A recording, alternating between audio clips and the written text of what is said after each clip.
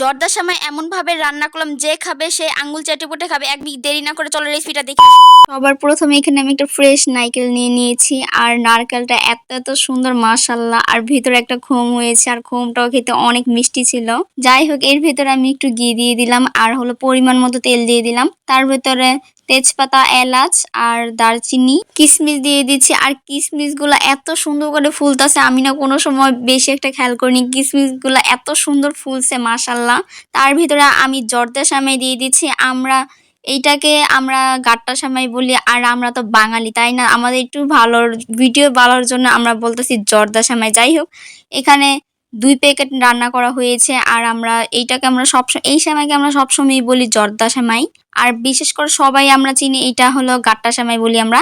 আর এর ভিতর ভালো করে দিতে হবে। তোমরা চাইলে শুধু তেল দিয়েও রান্না করতে পারো, আর বাটার দিয়ে করলে আর ঘি দিয়ে করলে এত এত মজা লাগে মাশাল্লাহ। তোমরা আর এটাকে ভালো করে একটু ভেজে নিব। তেল দিয়ে ভাজা হয়ে গেলে এর ভিতরে অনেকগুলো নারকেল দিয়ে দিব। আর নারকেল কিন্তু এতটুক না, তোমরা বললো না আবার এতটুক নারকেল আগে দেওয়া হয়েছে। ওইটা মানে ওই ভিডিওটা আমার কাছে মানে এতটুকুই যে দেওয়ার পরে আমার মনে হয়েছে আমার ভিডিও করা তো দরকার তাই না। আর নারকেল এইখানে প্রায় অর্ধেকটা ব্যবহার করা হয়েছে, আর এর ভিতর পরিমাণ মতো পানি দিচ্ছে। তোমরা অনেকেই পানি দাও না, আর এটা একবারে জর্জরা করবে, এটাকে একদমই ঘাট্টা করবে না। তার জন্য রেসিপিটা ফলো করো, অবশ্যই তোমরাও এমন জর্জরা সেমাই খেতে পারবা। আর এর ভিতরে অনেকখানি চিনি দিতে হবে।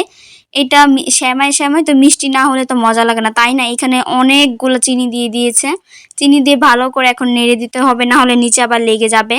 দেওয়ার পরে ভালো করে নাড়তে নাড়তে এক পর্যায়ে এত মানে সেমাই রান্নার সময় এত সুন্দর একটা গ্যারান আসে আমার থেকে, সেমাই যে একটা গ্যারান মানে এত এত ভালো লাগে। এর ভিতরে আবারও নারকেল দিচ্ছে, তখন 2বার করে আমার থেকে মনে হয় এখানে প্রায় অর্ধেক দিয়ে আর অর্ধেকের মানে অনেকটাই বেশি দেওয়া হয়েছে। এখানে আমার এখানে প্রায় 2বার এখানে নারকেল দেওয়া হয়েছে। আর নারকেল দিলে তো এমনিতেই সেমাই অনেক অনেক মজা লাগে তাই না।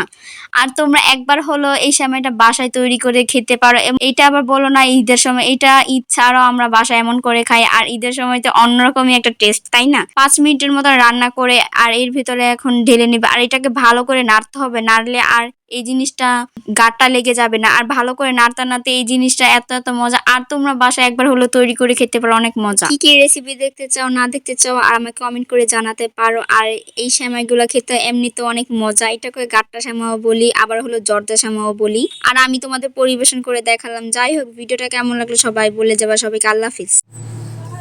সবটাতে